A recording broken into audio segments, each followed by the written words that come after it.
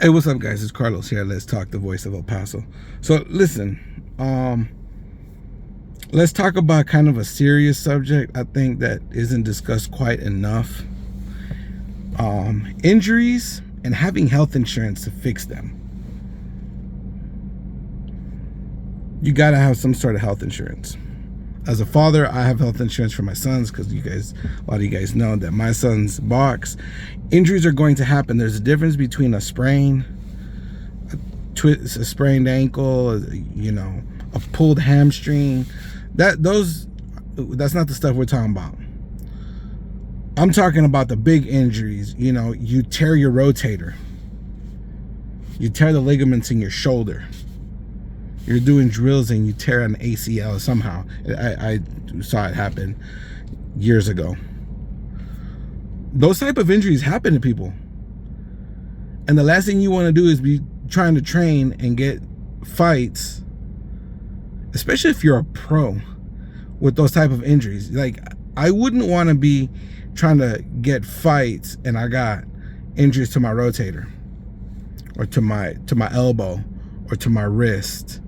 I understand injuries happen right before the fight and you just can't back out. Yeah, I'm not talking about that. But even that, once the fight's over, you should take yourself to a doctor and go get looked at and not have to pay $30,000 and put yourself in debt because you don't have health insurance. It just doesn't make sense, right?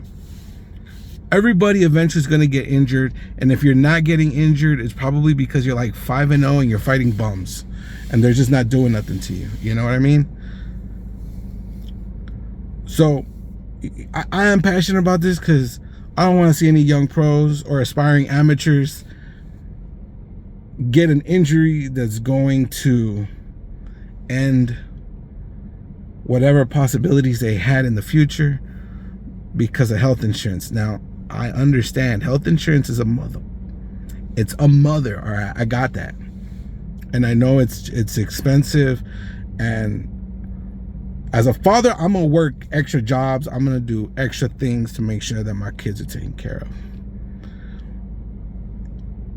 And if you're an adult and you're looking at this and you're like, well, I'm already putting 40, 50 hours in a week just to get by. I understand that.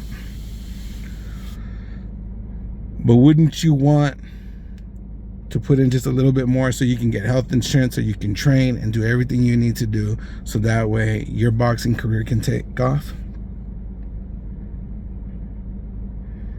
Yeah, of course.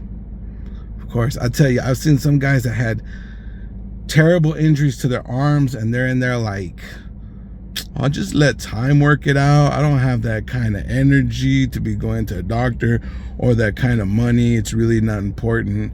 But then a week ago, they were like, yeah, I just said, fuck it.